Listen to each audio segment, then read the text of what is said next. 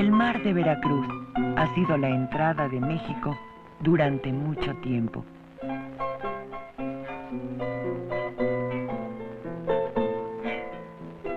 El puerto es uno de los sitios más llenos de historia, de heroísmos, de exaltación y de dolor. En la ciudad portuaria de Veracruz, los mexicanos reconocemos uno de esos lugares que han sido decisivos en la formación de nuestra nacionalidad. En abril de 1914, en plena guerra civil entre el ejército constitucionalista y los soldados del presidente usurpador Victoriano Huerta, la nación mexicana vivió y padeció uno de los hechos más trágicos, pero también más gloriosos de su historia.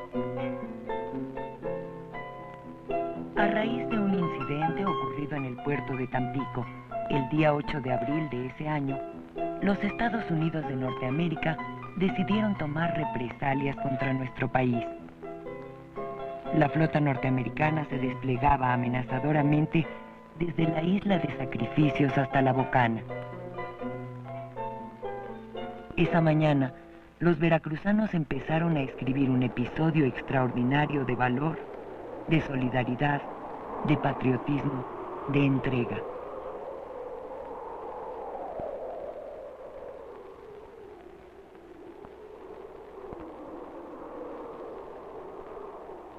Era el martes 21 de abril de 1914.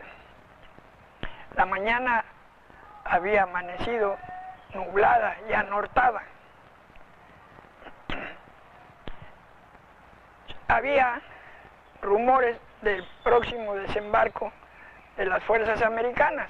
Y yo calculo que serían las 9:30 de la mañana cuando nos llamaron a la dirección a uno por uno de los muchachos y en el oído, casi en secreto, nos dijeron que nos retiráramos a las casas y que nos fuéramos derechito y sin hablar con nadie.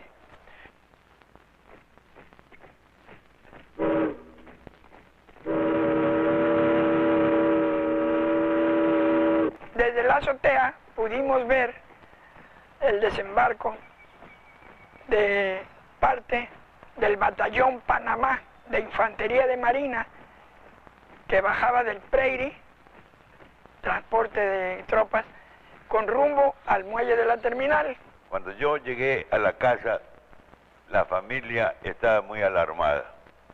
En el trayecto yo no noté nada que significara alarmante o angustioso, pero en mi casa estaban muy alarmados.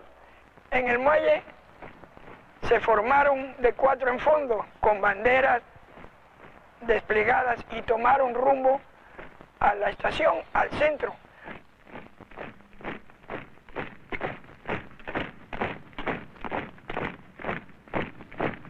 Así fue como estos señores entraron, con barcos con muchas ventajas porque traían hidraviones.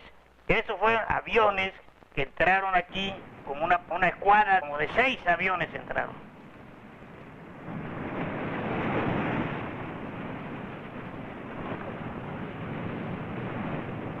Nosotros estábamos en la escuela en clases y un alumno externo llegó corriendo a decirnos que los americanos estaban desembarcando en Veracruz.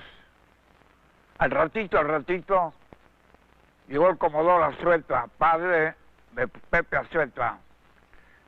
Digo, muchachos, la patria está en peligro, a las armas. Cuando principiaron a desembarcar las lanchas con más soldados, ya no en el muelle, sino en el malecón del paseo, entonces principió el combate con nosotros. Recuerdo como ahorita, que estábamos ya listos para esperando órdenes, y Luis Pérez Chípule, ya de 4º año, cabo, principió a hacer fuego. Fue el primero que hizo fuego. Y ya después, pues todos nosotros. Y Luis Pérez Chípule fue el primero que hizo fuego. Pero al llegar a la sabana que se encontraba entre la estación terminal, el edificio de correos, etc., fueron recibidos a balazos. Yo calculo que serían unas 2 horas después cuando principió el bombardeo. Nosotros lo veíamos pues bastante lejos, así como se oyen las salvas que tiraban después en el castillo de San Juan de Ulúa. Y muy esporádicamente disparos de fusilería.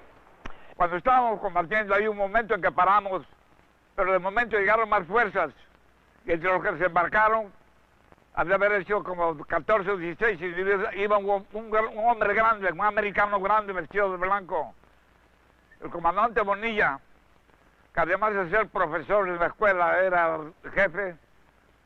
Dice, muchachos, déjenmelo a mí solito, porque así hablaba el comandante Bonilla. Y ya no hicimos fuego en ese momento, y él personalmente, ¡brum! Yo considero que debe haberle pegado en algún lado, porque el americano se pegó un salto como de 1 metro, y de cabeza. Excuso decirle que con el resto pues le pasó lo mismo, porque después que él tiró, tiramos varios, con más gusto.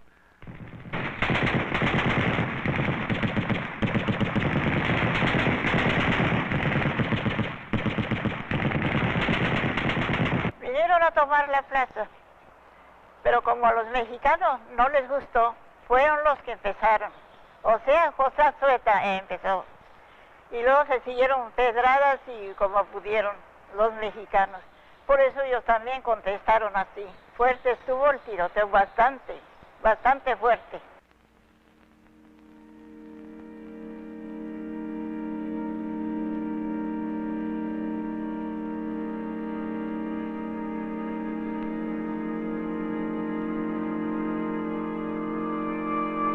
Pepe Azueta fue al departamento de artillería y entonces se encontró una ametralladora y con el poco parque que encontró y principió a hacer fuego contra los americanos.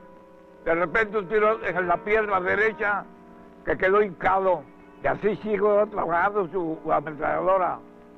Fuera de Bahía estaban los 2 acorazados del almirante Fletcher, el Florida, que era su insignia, y el Utah. Entre este triángulo de sacrificios y la Verde con el vértice en la bocana, ahí se fondeaban.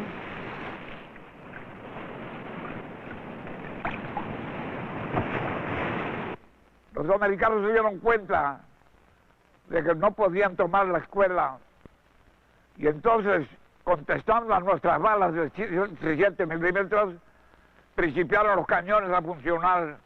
Vinieron diversos acorazados, serían como 10, que fueron llegando en el curso de la madrugada y de la mañana del día 22. Esos barcos proporcionaron también sus compañías de desembarco a la toma de la ciudad.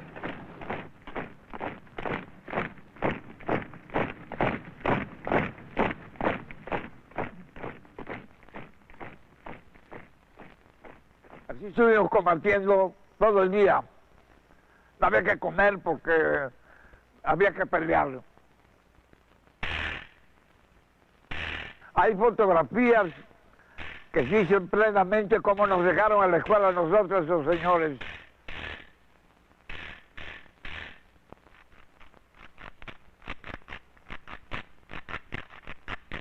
Desde ese lugar, el crucero Chester fue el que disparó contra la escuela naval el 22 a las 11 de la mañana. Porque las fuerzas que habían desembarcado de la escuadra del Atlántico a reforzar a las de Fletcher no habían podido tampoco tomar, entre ellas la escuela naval, que estaba en esos momentos ya en poder de los voluntarios y de los rayados de Ulúa. Y a base de esos cañonazos los desalojaron.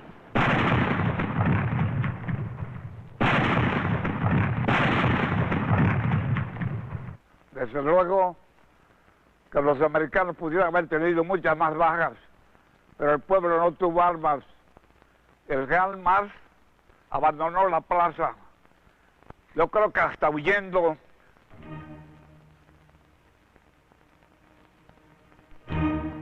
Las tropas leales a Huerta, comandadas por el general Gustavo A. Mas, se rindieron incondicionalmente ante la sorpresa y la prontitud de la acción norteamericana. La riqueza petrolera de México, situada principalmente en los litorales del Golfo, significaba intereses estratégicos por cuya protección había que velar a sangre y fuego.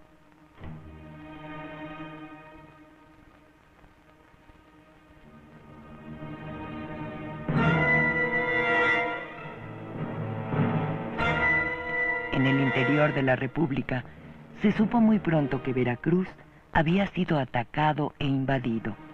Voluntarios de todas las regiones se aprestaron a acudir en ayuda de sus hermanos y compatriotas. Los soldados norteamericanos, sorprendidos por la tenaz resistencia de los veracruzanos, sintieron la dureza del combate.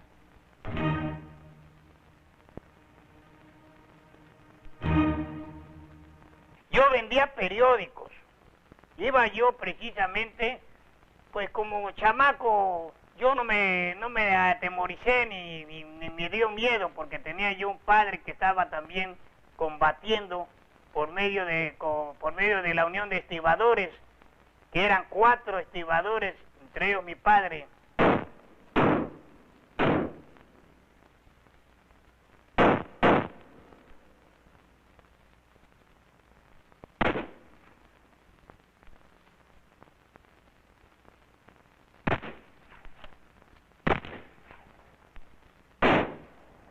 Hubo un maestro carpintero que se quedó hasta la última hora que desalojaron Ulúa, y fue el que tomó las llaves y abrió las rejas de los rayados, los dejó en libertad. Y él se llamó Francisco Gómez Gallardo, y él estaba enseñando a los presos a la carpintería, porque ese era su oficio. El difunto también maestro, pero de escuela, Eustaquio Enríquez. Entre ellos abrieron las puertas de la celda porque se quemaran los presos peleando por su patria y no encerrados en una cueva, ¿no?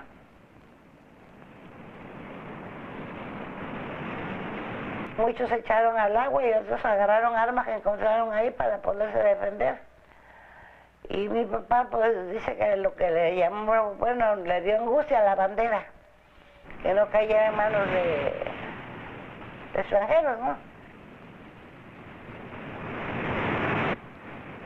Estaba la Cruz Blanca Neutral, estaba al pie de la Torre del Palacio. Ahí estuvieron el doctor Fernando Riva Vargas, don Rafael Cuervo, que operó en el hospital Cerdán al héroe José Azueta, que no murió ese día, sino murió hasta el 10 de mayo.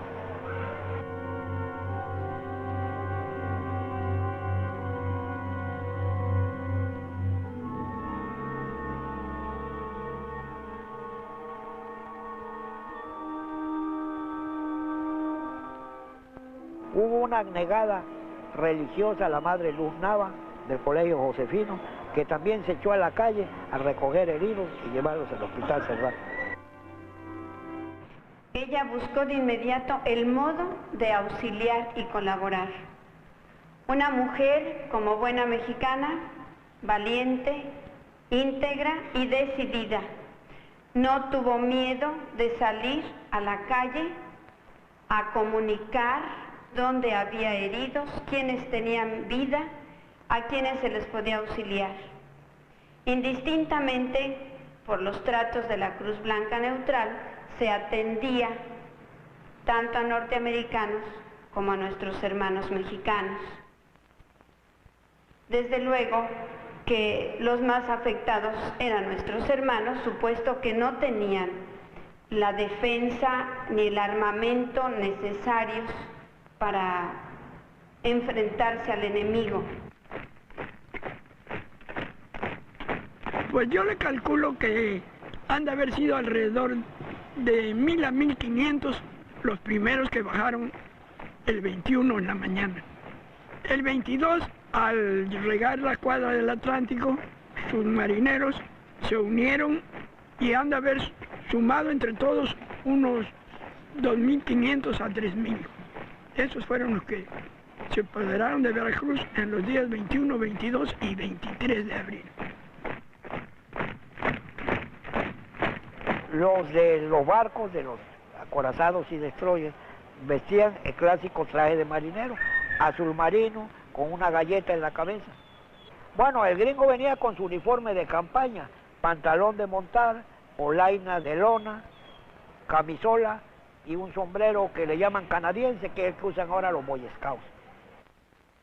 Este barrio de La Huaca ha sido uno de los primeros barrios en Veracruz que defendió en mucho, porque por aquí entraron los americanos de esa parte de por aquí.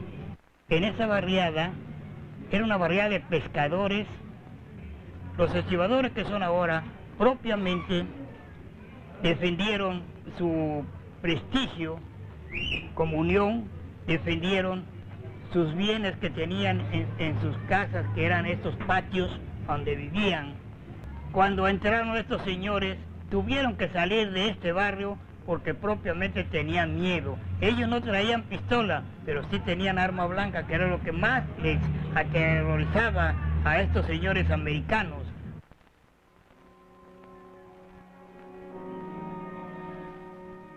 Al caer el Palacio Municipal de la ciudad de Veracruz, los defensores se vieron derrotados.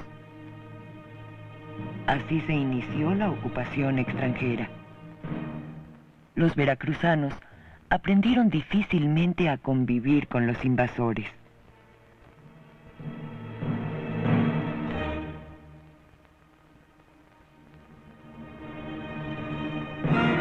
Los francotiradores comenzaron su furtiva tarea. Los jefes militares y políticos norteamericanos dispusieron que fueran nombradas autoridades municipales.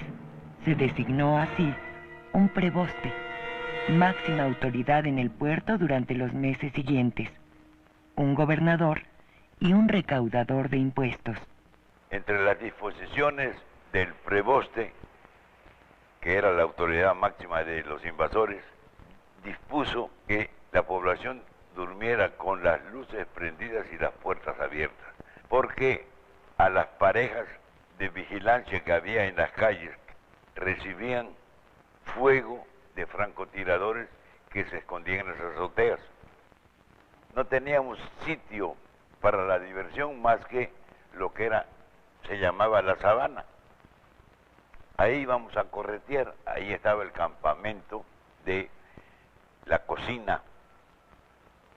Ahí, después de corretear y asolearse, íbamos al campamento porque veíamos los que llegaban a comer y aprovechábamos la oportunidad de hablarle al chinito que estaba al frente del campamento para que nos regalara té, porque tenían unas tinas de té helado para darle a todos los marinos y los soldados que estaban guarnicionados, porque tenían el temor de que les envenenara. No, comían comida mexicana de miedo de ser envenenados.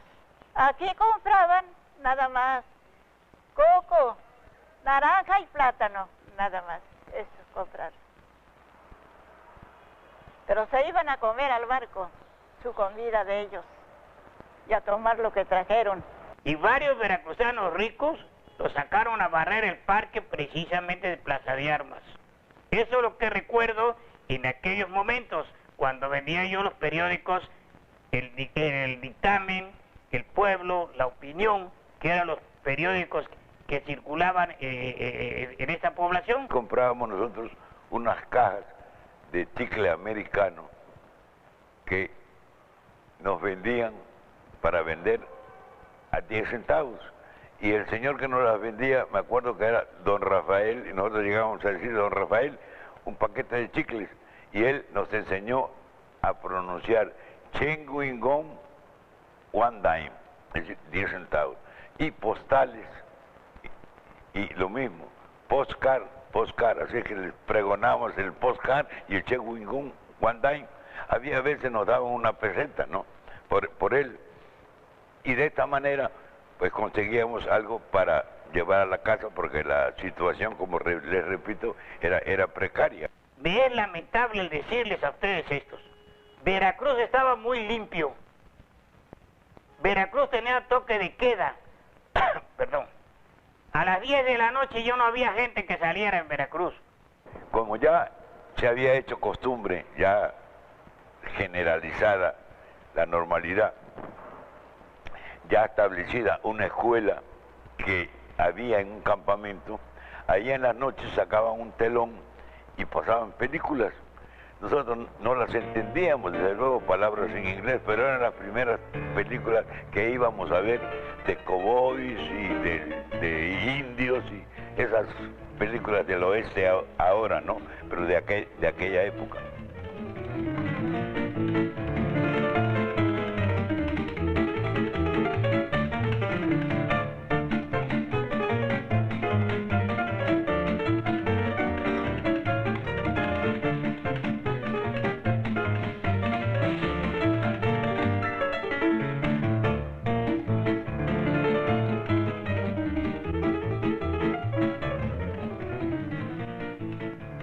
Había muchos acorazados todavía, y cada uno de ellos tenía una banda de música. Y un día o dos a la semana pasaban por las calles las bandas con el bastonero al frente tocando marchas, ¿no? Como era constante, cuando menos 2 veces a la semana, pues la chiquillería iba detrás de la música y pues todo era novedad. Y ya pues nos habíamos aprendido muchas de las marchas y de las canciones que tocaban. Bueno, de la invasión americana hay muchas fotos, porque los gringos traían sus cámaras y tomaban fotografías de todo lo que se les ocurría, principalmente patriotas veracruzanos muertos en la batalla, que hacían una pira funeraria con ellos, tomaban las fotos. Después tomaban fotos de ellos mismos. Y llegó el momento en que las tomaron fotografías simuladas, es decir, en unas trincheras de ladrillos pusieron a gente del pueblo con fusiles, pero eran fusiles de utilería, eran fusiles de madera, de los que usaban los chamacos en las escuelas primarias. Generalmente se las regalaban a los chamacos curiosos y metiches, que en todas partes están. Alguna que otra las muchachas, porque ellos le tiraban el cuento a las muchachas, pero ellas no les hacían caso. Nosotros éramos una ciudad muy patriota que estábamos contra ellos. Y entonces regalaban esas fotos y mandaban a sus familias, y hay muchas fotos rodando de aquí, del Palacio Municipal, de estos portales del Águila, donde están las tropas de infantería de Marina acampando. Llegaron a tomar lugares como los 3 campamentos que había, Los Cocos, Faros y la Casa Redonda. Bueno, las mujeres repudiaban al invasor, iban como curiosidad al campamento principalmente de Faros, donde estaba el preboste, que era el jefe de todas esas tropas. Es claro que los gringos le echaban flores, pero las mujeres ni caso le hacían, ni se los fumaban, porque somos un pueblo, como ya lo dije antes, patriota. Entonces, donde pudieron hacer roncha fue con las mujeres de la vida galante, porque había una zona de tolerancia, el barrio de Guerrero, donde había francesas y mujeres internacionales, y ahí se iban los gringos con ese tipo de mujeres, pero no con la gente ni del pueblo ni de las familias veracruzanas.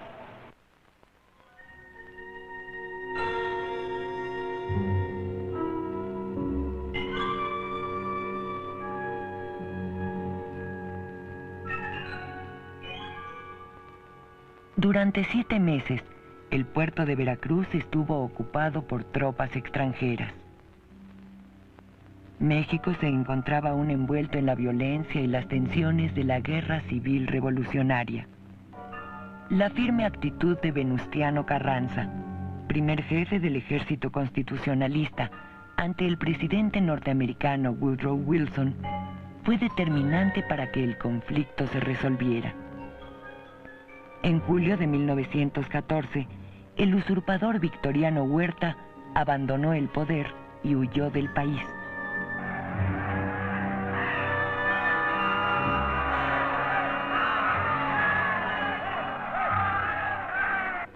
El general Cándido Aguilar, nombrado por Carranza gobernador y comandante militar de Veracruz, avanzó desde Tuxpan con sus tropas para recuperar pacíficamente el puerto.